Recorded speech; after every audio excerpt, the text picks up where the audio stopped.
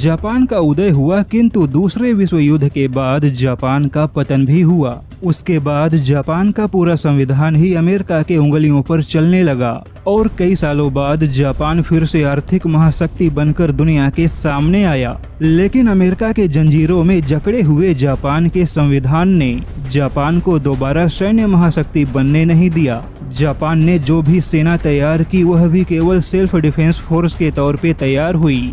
Japan के पास में ना तो लंबी दूरी की मिसाइल है और ना ही कोई विध्वंसक हथियार है। हालांकि आंकड़ों के आधार पे जापान की नौसेना और वायुसेना एक ताकतवर सेना है, लेकिन जापान की दोनों सेनाओं के पास एक बड़े युद्ध को संभाल पाने की रणनीति बहुत ही कमजोर है। और अब जापान अपने इसी रणनीतिक तैयारी को मजबूत बनाने के लिए भारत की सहायता चाहता है।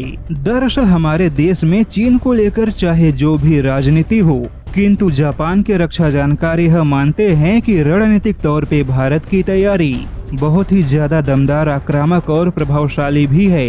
और ऐसी तैयारियों के मामले में खुद रूस की सेना भी भारत के सामने नहीं टिकती, क्योंकि रूस की पावरफुल सेना भी एक मजबूत रणनीति न बना पाने की वजह से यूक्रेन में नाकाम हो रही है। ऐसे में अब जापान ने चीन के खतरे को देखते हुए भारत के साथ रणनीतिक तैयारी को बढ़ावा देने का फैसला किया है, जिसके तहत जापान अपनी नौसेना और वायुसेना को भारत के नौसेना और वायुसेना के युद्ध कुशलता को सिखाना चाहता है।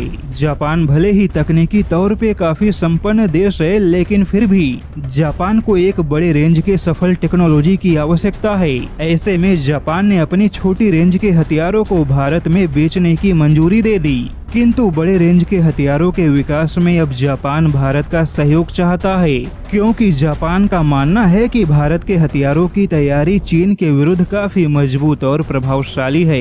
यहाँ पर बता दें कि जापान से पहले दक्षिण कोरिया ने भी चीन के विरुद्ध भारत की तैयारियों का काफी आकलन किया, ताकि दक्षिण कोरिया भी चीन के विरुद्ध अपनी सेना को काफी सशक्त बना सके।